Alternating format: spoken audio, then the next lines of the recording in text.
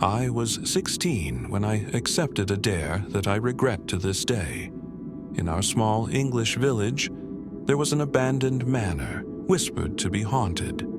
The stories were always the same: children's laughter, footsteps in the night, and shadows that seemed to move. My friends dared me to go inside alone at night, and I foolishly accepted. The air inside was cold, colder than it should have been for a summer evening. The old wooden floors creaked under my steps, and the dusty chandeliers above swung slightly, as if moved by an invisible breeze. I wandered deeper into the manor, flashlight in hand, trying to keep calm. Then I heard it, soft giggles like children playing hide and seek. I froze, shining my flashlight toward the sound, but the room was empty. My heart raced as I moved toward the exit, but before I could leave, the door slammed shut with a deafening thud. A chill ran down my spine as I felt something cold brush against my shoulder. I spun around, but there was no one there. Then, faintly, I heard a whisper, "Stay with us." I screamed and pushed the door open with all my strength, running as fast as I could. A week later, I found out that children had gone missing in the manor over a century ago. Their bodies were never found. To this day, I don't know if what I experienced was real or my imagination, but I'll never forget the icy touch of those ghostly fingers.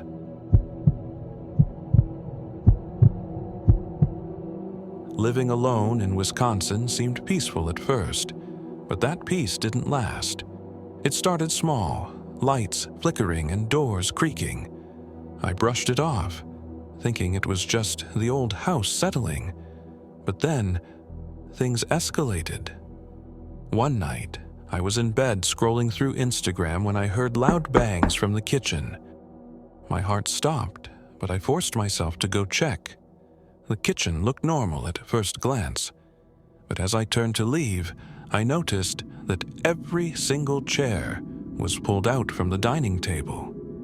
Chills ran down my spine, but I convinced myself it was nothing and pushed the chairs back in. I returned to bed, only to wake up the next morning and find all the cupboards in the kitchen wide open.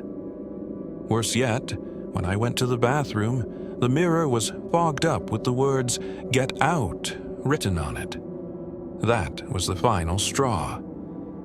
I packed my things and left the house the same day. Later, I found out from a neighbor that the previous owner was a man who had been obsessed with the paranormal.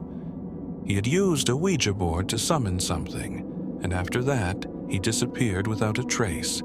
Even now, I still get nightmares about that house. I'll never forget the oppressive feeling of being watched, as if something or someone didn't want me there.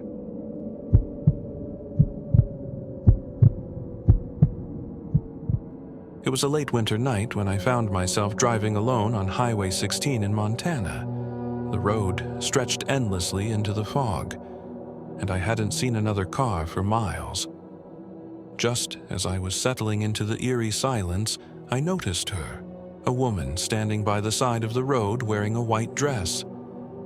She didn't move as I drove past, but something about her made my stomach churn.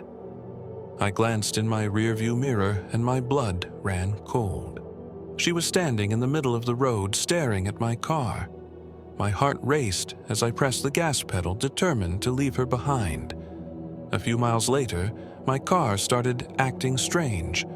The headlights flickered, the engine sputtered, and I was forced to pull over. As I sat there, trying to figure out what was wrong, I saw her again. She was standing just a few feet behind my car, motionless, her face pale and expressionless. I locked the doors, but my hands were shaking so badly that I could barely hold the keys. Suddenly, she vanished, leaving nothing but the sound of my own panicked breathing. After a few minutes, the car started again as if nothing had happened. When I told a friend about the incident, he warned me about that stretch of highway.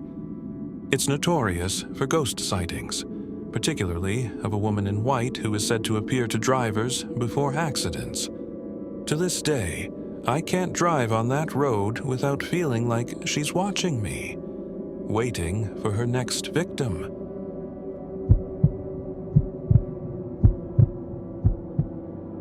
Last summer, I traveled to Germany with a group of friends. We decided to explore an abandoned asylum on the outskirts of a small town. It was a notorious place. Locals called it the Haus des Schreckens, House of Horrors. They warned us not to go, but of course we didn't listen. The asylum was massive, with broken windows and graffiti-covered walls. As soon as we entered, an overwhelming smell of mildew and decay hit us. The atmosphere was suffocating.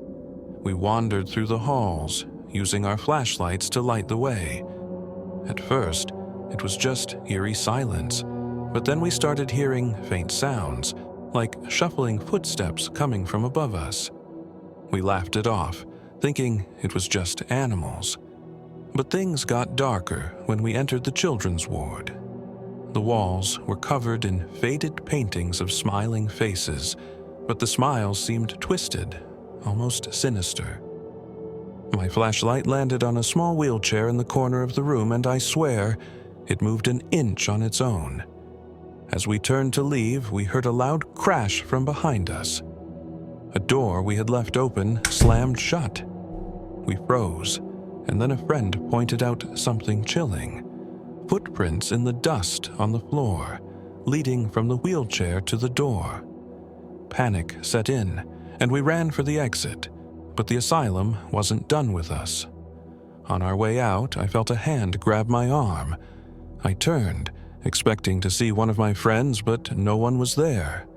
My friends swore they didn't touch me, and when we got back to the car, we noticed scratches on my arm that hadn't been there before.